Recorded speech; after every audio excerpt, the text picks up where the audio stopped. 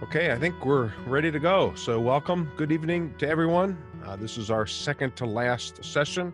If you've been following our Traveling Tuesdays series, I know last week was a Monday, but we'll finish up next Tuesday again with Israel. So that means tonight we're returning to Israel.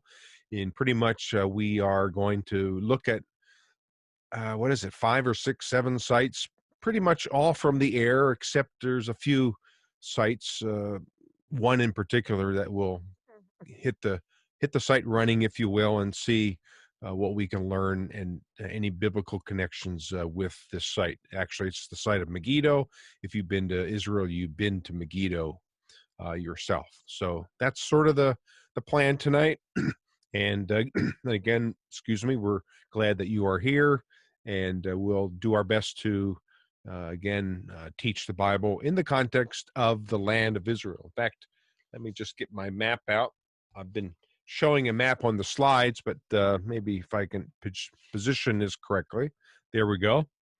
Here is the topography map that we use, and it's a great teaching resource. So we provide these if any of you are interested. You can simply just email me, or you can hop on our webpage and purchase one online too. So, and I hope that each of you have taken advantage of our drone video. Some of the pictures, actually most of them from the air, are taken from the drone video that we produced. It's called Biblical Israel by Air. And I know some of you have purchased that. It comes in the DVD form and a thumb drive form. You can also download it from the website. So that's a great resource, and we're just going to keep the same price as we introduced it back in September. So if you've purchased it, great. Thank you. And if you know of anyone else who might benefit from it, feel free to share the word and introduce them to this, I think, a very unique resource. So let's start with prayer, and then we'll get going, okay? Lord, thank you that you are in control. You are the God who knows everything, and in your sovereignty, you rule us. You rule the nations. You appoint kings and rulers, and you give us that perspective from eternity. And we thank you that we can depend on you and keep our focus on things above and not the temporal issues of life, even though they are sometimes not only interesting to follow, but sometimes stressful as well.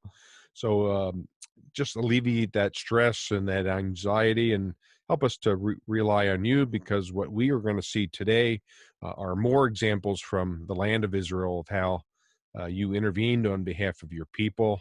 And we thank you for that. So we just join together tonight as we learn together. In Christ's name we pray. Amen. Okay, let me share our screen and we'll get going. And I think we'll start right here. And there we go. So I do have the right pictures up here, and I hope you can see my mouse, and we'll do our best to step through a couple sites tonight together. And we're going to start, if you remember, we have been approaching Israel, because there's so many sites, in alphabetical order. So we are in the M's now, and I think we end with Q. Qumran is our last site, so we don't advance too far in the alphabet, but I have it planned for next week that we'll pretty much finish up with the Zin Desert, Z, of course. But let's use this locator topography map to find out where Marasha is, Marasha, and it's in this area called the Shvela. Now, just remind ourselves that this green area is the hill country, the southern part, the hill country of Judah, the northern part, the hill country of Samaria. The coastal plain as well, we just simply call this the coastal plain or the Philistine plain, and the northern part is the Sharon plain. But between this plain and the green hill country is the Shvela. It's the lowlands. And Marasha is a part of the Beit Guvrin Valley, which is about right here. So that's where we're heading. And this is really not a exciting site, at least the Old Testament site of Marasha, because it's really not excavated since, wow, I think the 70s or 80s. So you can see some excavations here and the tell, as we say, the ancient mound. But notice the topography. Here is the hill country to our east and a little south, but primarily east, and then the lowlands of the Shvela. So here is Marasha, and it's a small tell. And why we're visiting this site is because a prophet from the end of the 8th century was here. He actually was from here. His name was Micah. And this is what we read. The word of the Lord came to Micah of Marasha during the reigns of Jotham, Ahaz, and Hezekiah. That again places him in the end of the 8th century BC. They were kings of Judah. And of course, he saw the vision he saw concerning Samaria, which is north of Jerusalem, and of course, the city or the capital of Judah, Jerusalem itself. You who live in Lachish, which is just about south, about 8 miles, harness fast horses to the chariot. The town of Akzib will prove deceptive to the kings of Israel.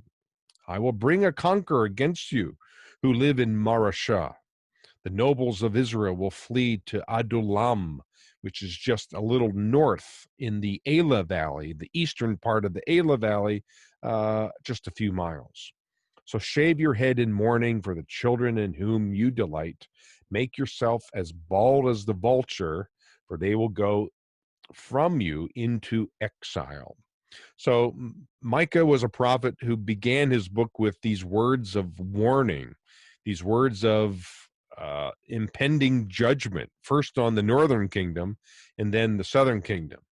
So these words from Micah, from this prophet who was from here, are quite alarming, especially these first couple chapters. But here are some Old Testament first temple ruins from Marasha.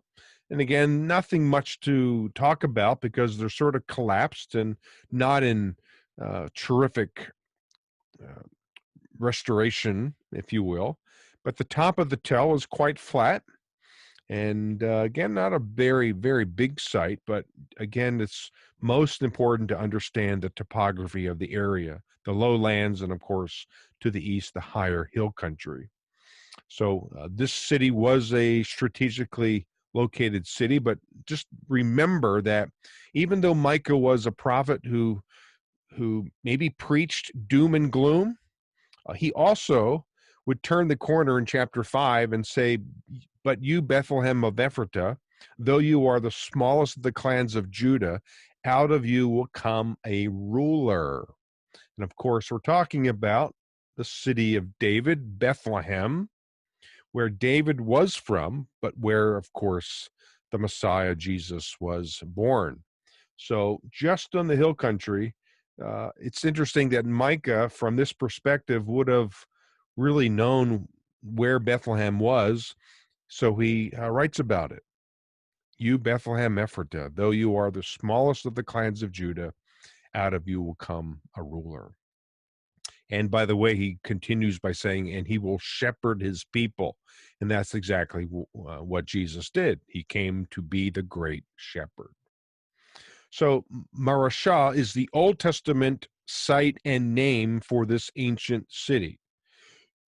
But in the Roman time, Beit Guvrim was the New Testament or the Roman and late Roman name. Same location, but the city sort of expanded. And here we have one of two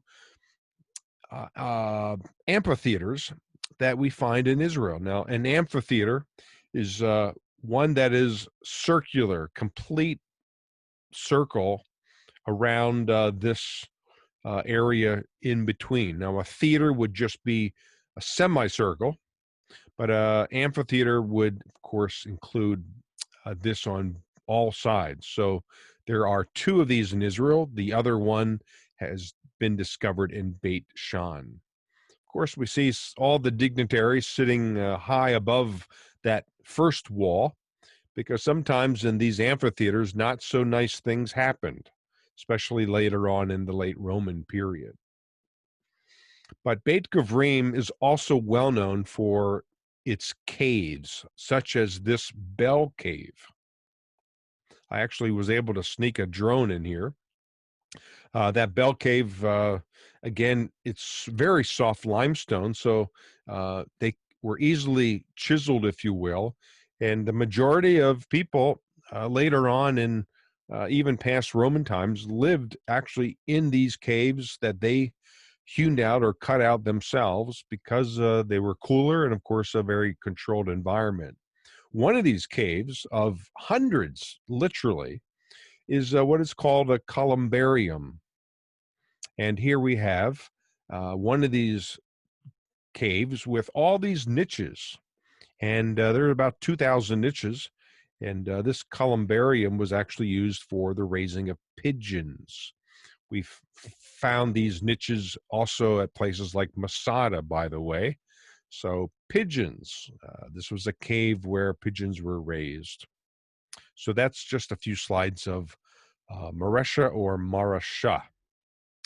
Masada or Masada is our next site. So before we go too far, here is the site that not too many people get at all, because it's from the southern hill or cliff on the opposite side of this valley, and we're looking south to north, and here is this standalone mountain called Masada.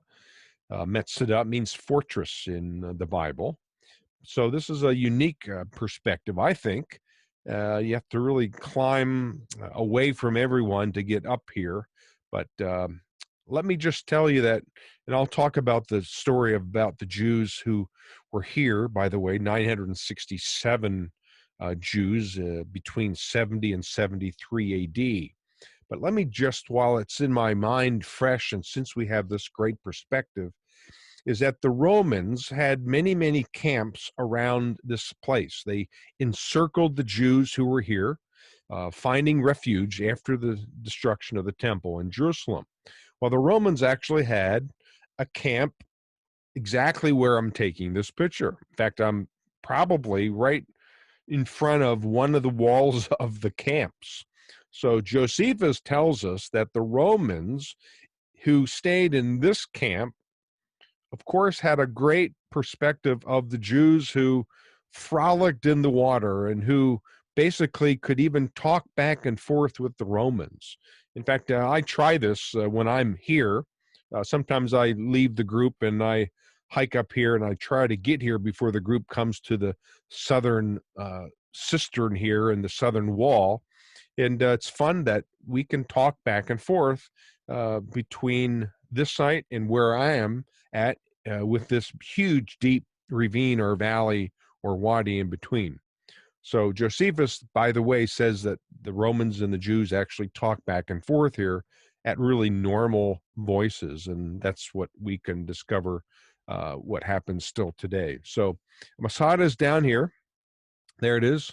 So it's on the southern end of the Dead Sea, and of course on the western side here, but just on the southern end of the northern part.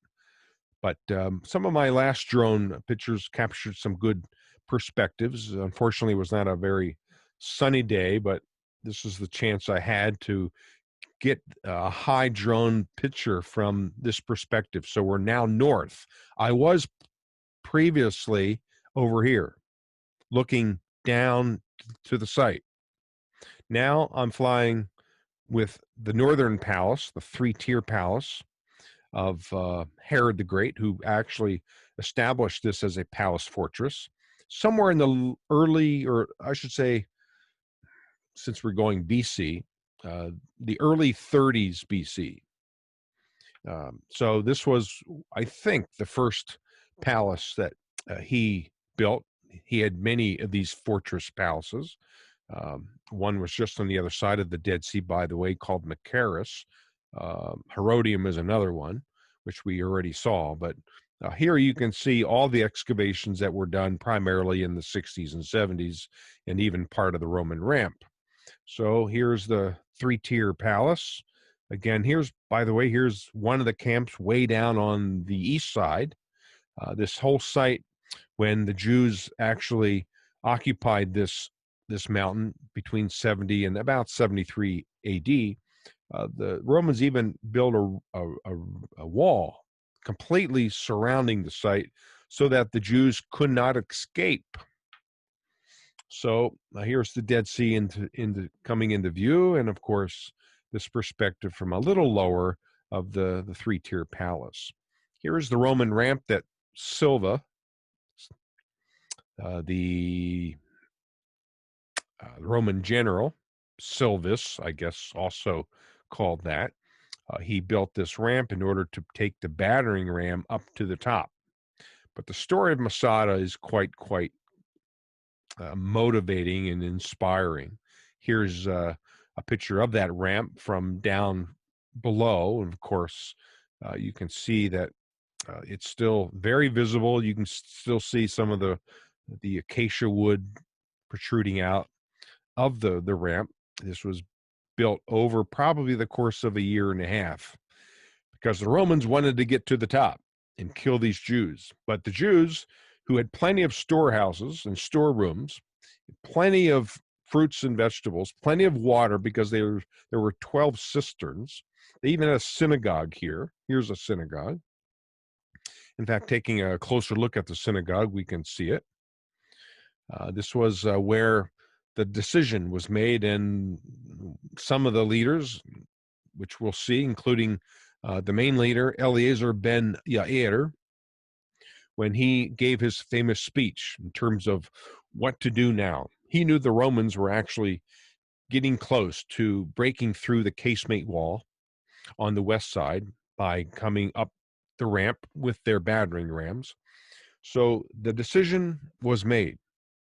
And I want to read this. This is rather long or lengthy, but just to capture the essence of what Masada represents today, I think it's helpful to understand what he said. Now, of course, what he said is preserved for us through the words of Josephus. Of the 967 people who were up here, only a few women and children actually survived. But most of you know what happened, but here is what Eleazar ben Yair said. And we'll maybe skip through some of it because it is long, but let's just pay attention to the highlights. Wherefore, consider how God, this is his last speech, by the way, hath convinced us that our hopes were in vain by bringing such distress upon us in the desperate state we are now in, and which is beyond all of our expectation. For the nature of this fortress, which was in itself unconquerable, hath not proved a means of our deliverance. And even while we have still a great abundance of food, and they did, archaeologists, by the way, have found lots of dried fruit, preserved, of course, in the very dry and arid weather, and grains and so forth. But he continues, and a great quantity of arms and other necessaries, I guess, more than we want. We are openly deprived by God himself of all hope of deliverance. For that fire which was driven upon our enemies did not of its own accord turn back upon the wall which we had built. This was the effect of God's anger against us for our manifold sins, which we have been guilty of in a most insolent and extravagant manner with regard to our own countrymen, the punishments of which let us not receive from the Romans, but from God himself, as executed by our own hands, for these will be more moderate than the other. So let our wives die before they are abused, and our children before they have tasted of slavery. And after we have slain them, let us bestow that glorious benefit upon one another mutually, and preserve ourselves in freedom as an excellent funeral monument for us. But first, let us destroy our money and the fortress by fire, for I am well assured that this will be a great grief to the Romans, that they shall not be able to seize upon our bodies, and shall fall of our wealth also. And let us spare nothing but our provisions, for they will be a testimonial when we are dead, that we were not subdued for want of necessities or necessaries, but that according to our original resolution, we have preferred death before slavery. You see, they decided to slash each other's throats. They committed suicide, all but a few children and women. These were the last words of this leader, as preserved these words by Josephus. Now, Josephus himself says they had died in the belief that they had left not a soul of them alive to fall into Roman hands. These, by the way, the women and children, I believe, were found in a cistern. The Romans advanced to the assault, seeing none of the enemy, but on all sides the awful solitude and flames within and silence.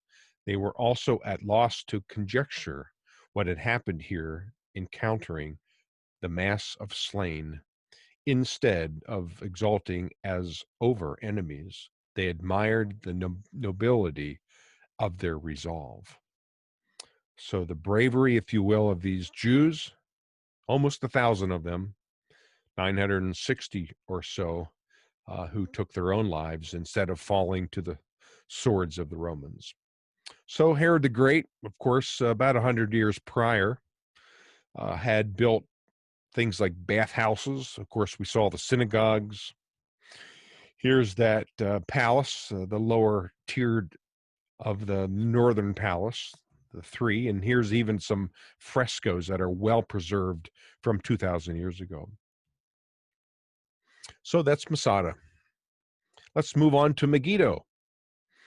And Megiddo is in the Jezreel Valley. Here it is. We are now in this region called the Jezreel Valley. And Megiddo sits right on this southwestern side of the valley, guarding the main entrance from the Sharon Plain through the Carmel Range that divides, by the way, the Sharon with the Jezreel. And Megiddo is this very strategic city. It probably, in the days of Solomon, looked something like this. Thanks to those who are providing us these slides from Archaeology Illustrated, credit to them.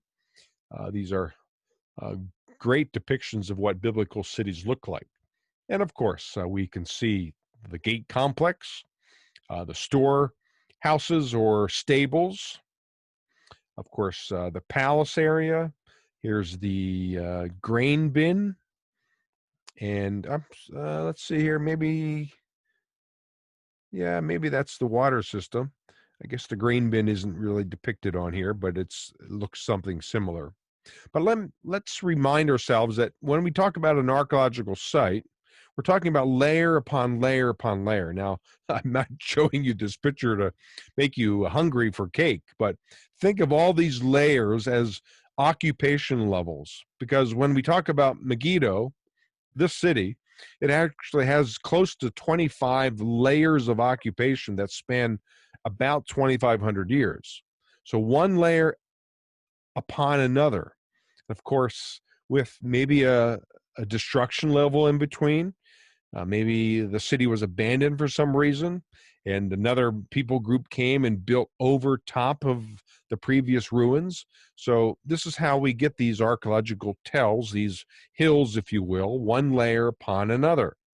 Now, when we were out in Seattle area visiting our daughter in August, she made this beautiful blackberry cake. So I'm thinking, well, it sort of looks like an archaeological site, doesn't it? Especially when we cut into it.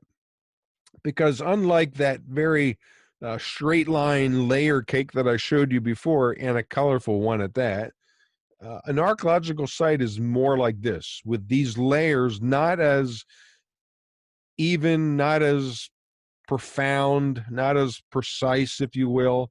So when you slice open an archaeological site, you get a whole bunch of this. So ruins upon ruins, but sometimes it's not as clean as you would like it to be. Think of a piece of lasagna and think of these pieces of noodles as layers of occupation.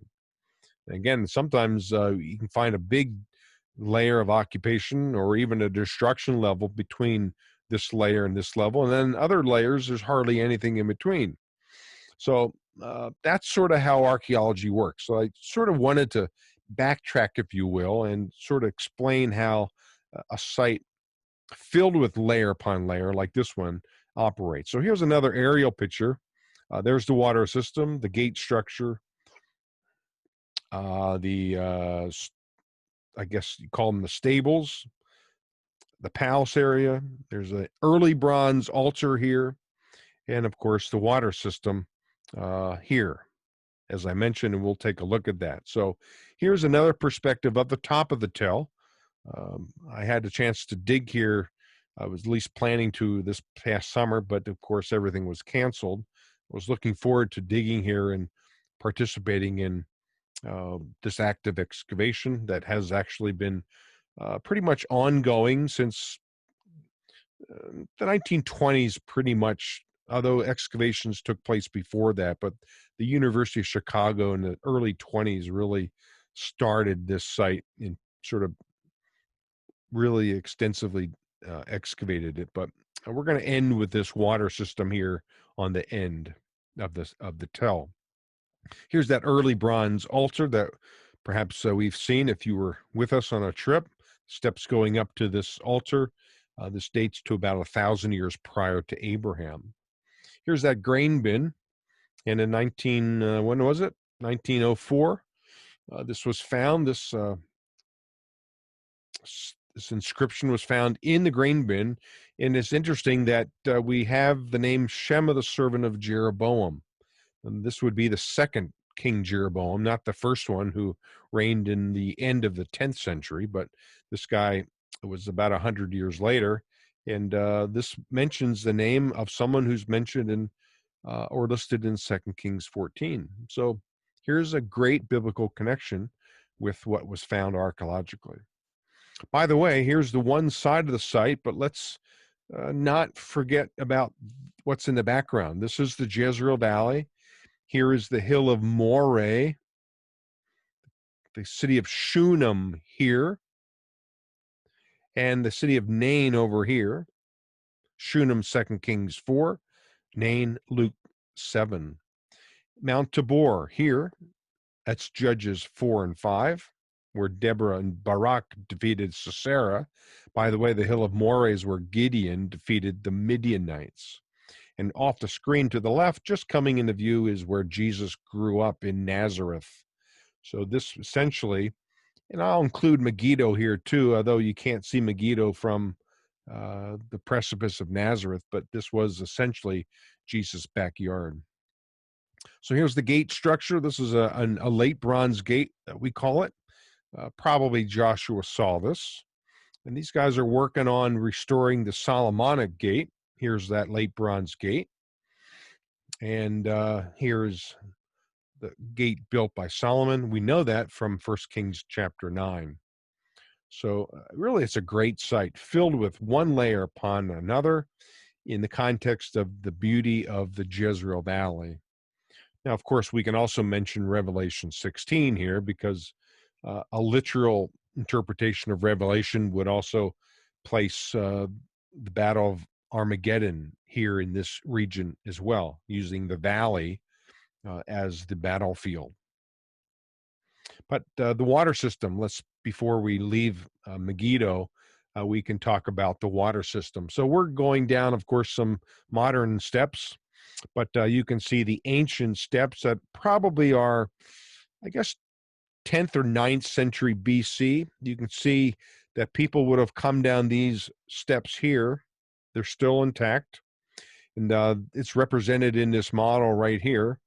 And most likely they got to this point, or maybe a lower point, and they threw a bucket with a long rope on. Now, this model, by the way, has steps going all the way down, but I don't think that was the case. I think what happened in the days of, for instance, the 10th and 9th and even 8th century BC, by the way, the city was destroyed in the end of the 8th century in 722 BC by Sargon II, the Assyrian from the north. But this was how most cities worked. Here's the city wall, and here's the spring. So who in their right mind during the time of siege would want to volunteer to go get water outside the city wall when the enemy could kill you? So what they did is they camouflaged the spring. They diverted the spring water by making this horizontal tunnel. So the water flowed to the bottom of this vertical shaft that they also cut out of chisel, so that all you needed to do is go down these steps that we just saw, these steps right here. And again, as I mentioned, throw a bucket with a long rope on and get water safely without going outside the wall. That's the concept. In fact, the concept is mentioned for us in 2 Chronicles 32, when Hezekiah would do the same thing in Jerusalem. So thanks to Pharaoh Jenkins, a great historical geographer and a pioneer in that. I think he's in his 70s now, but he provides this, I think, a useful image or picture. So here's the water shaft. We're going to go down that shaft, but all underneath this is the shaft and then the horizontal tunnel, because here's the spring. So way down here is where the tunnel was made. So the vertical shaft, again, about 130 feet deep, pretty wide as well, and the horizontal tunnel. So at the end of this is where the water came and no doubt filled most of this horizontal tunnel, because all he needed to do then is throw a bucket down this big vertical shaft, and there we have it. So it connects us again to the days of the Bible, specifically probably 10th, 9th, and 8th century BC. Let's go north to the Sea of Galilee. Those of you who've been in Israel, you know what this is, the beautiful Mount of Beatitudes. This is actually a church built in the late 1930s, designed by an Italian architect named Antonio Barluzzi. And he has many chapels, actually, one in Bethlehem, one on the Mount of Olives called the Dominus Flevit. But look at the topography. Here's the lake. This is the northwest corner of the lake, which means we're looking directly east now to the other side. But of course, here on this northwest shoreline of the lake is where Jesus would share the kingdom message. We call it the Mount of Beatitudes or the Sermon on the Mount. So a great picture.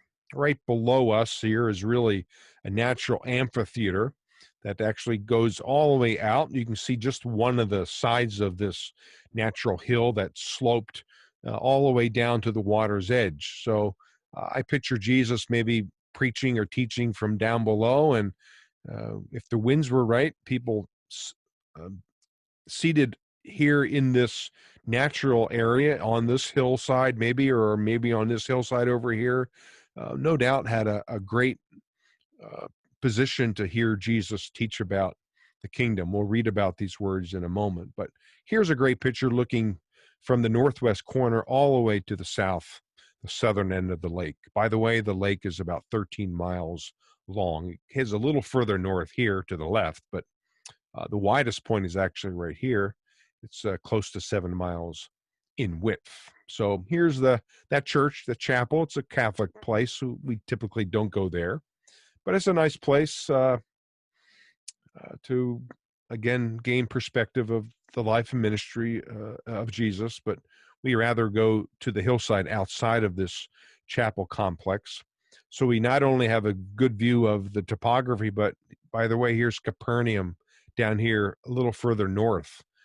Bethsaida, where Philip, Andrew, and Philip were from, is here. Chorazin is up on the hill. So a great perspective of how people gathered from all over and heard Jesus teach these words.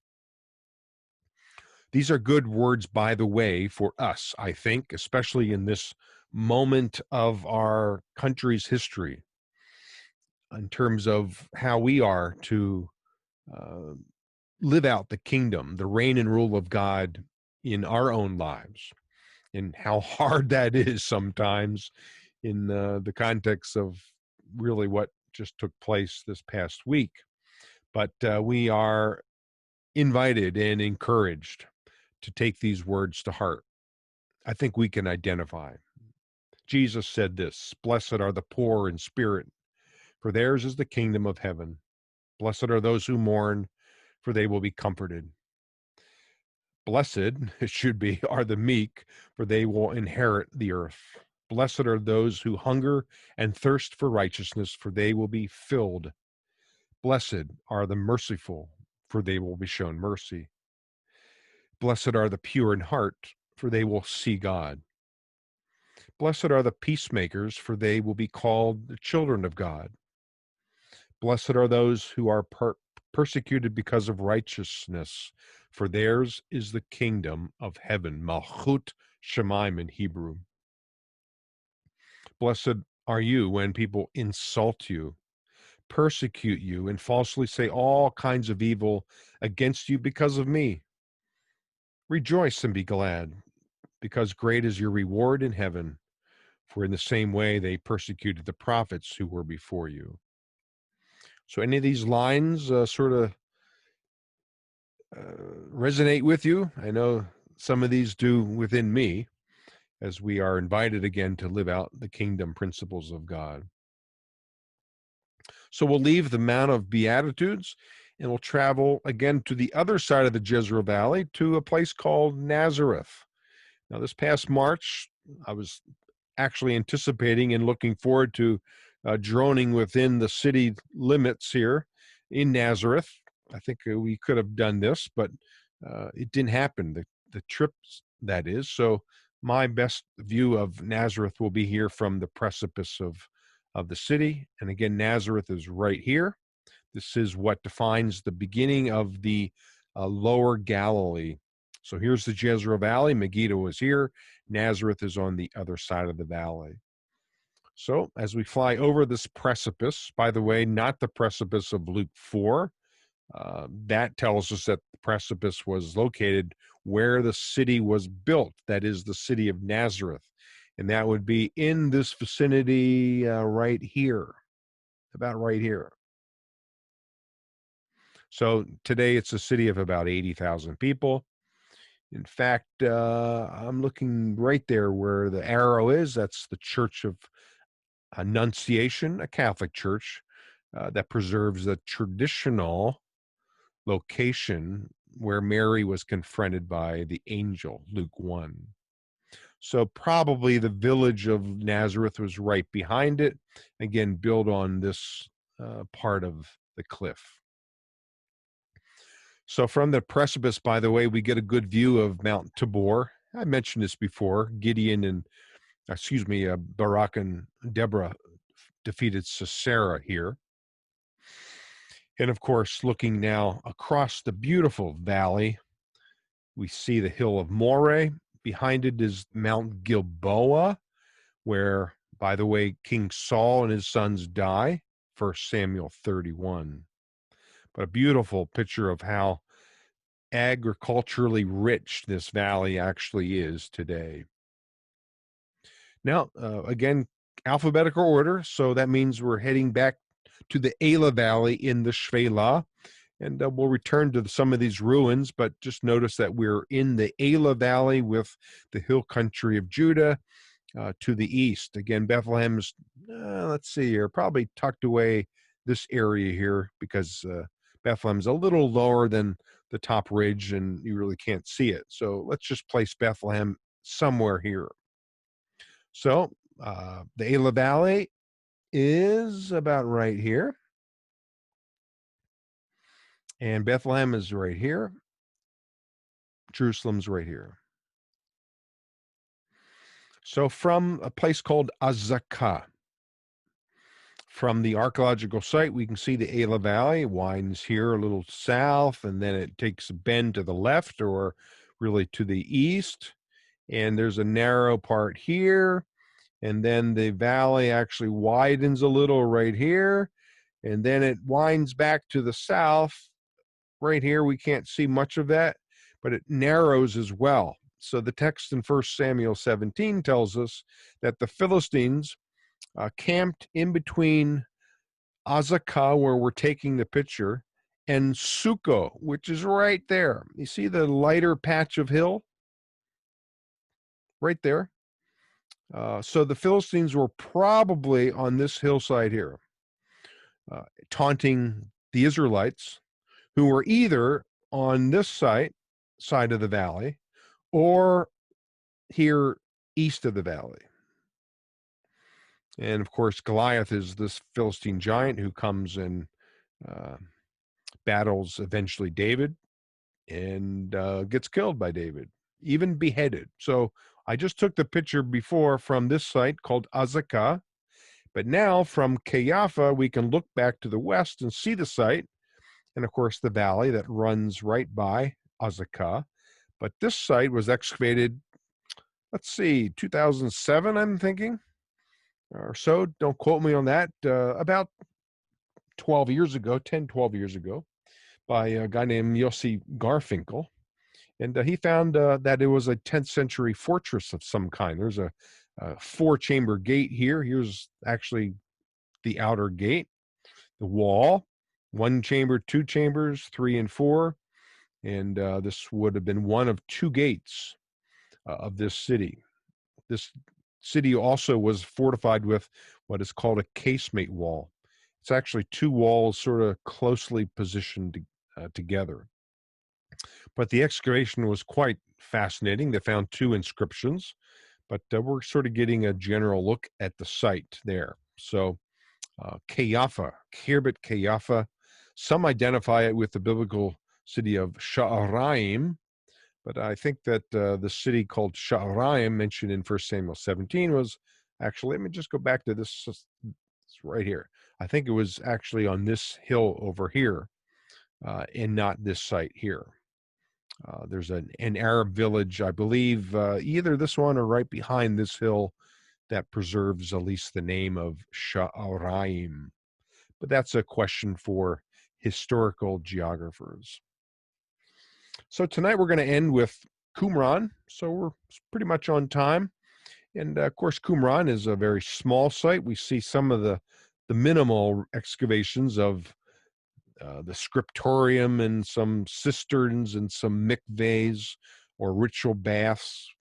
But this is the site, and let's again orient ourselves. We're looking west to east. So, of course, the Dead Sea with the hills of Moab or Jordan to the east side of the Salt or Dead Sea. So Qumran is right here on the very northwest corner of the northern section of the Dead Sea. Now, looking back sort of northwestern, here's the site. Here's the cliff of the Judean desert. By the way, as I will share, they found in 12 caves fragments of texts or scrolls. Some say 750, some say up to 930 fragments of Dead Sea Scrolls.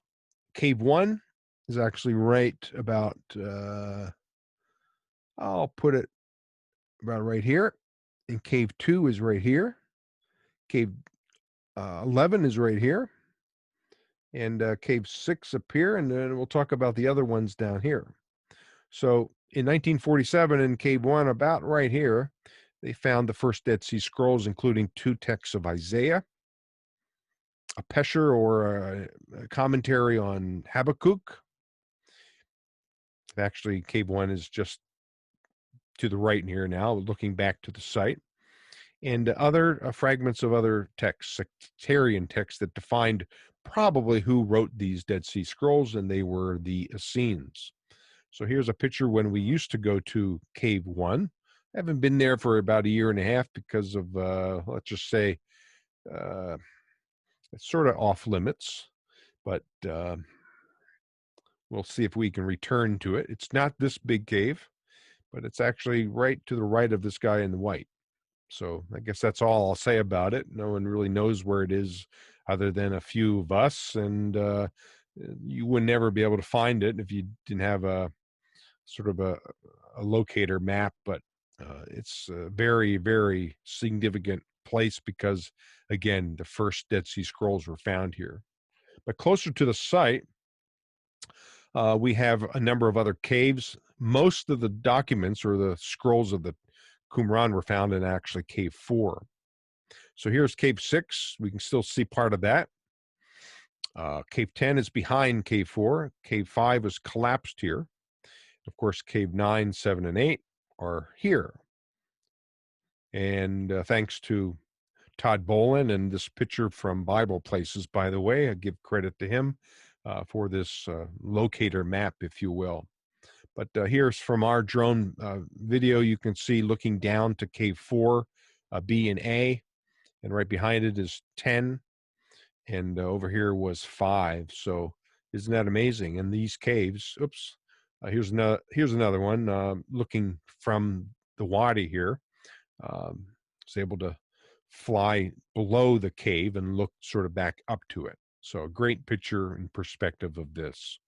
And then pulling a little further upward, we can see how rugged this Judean desert actually is.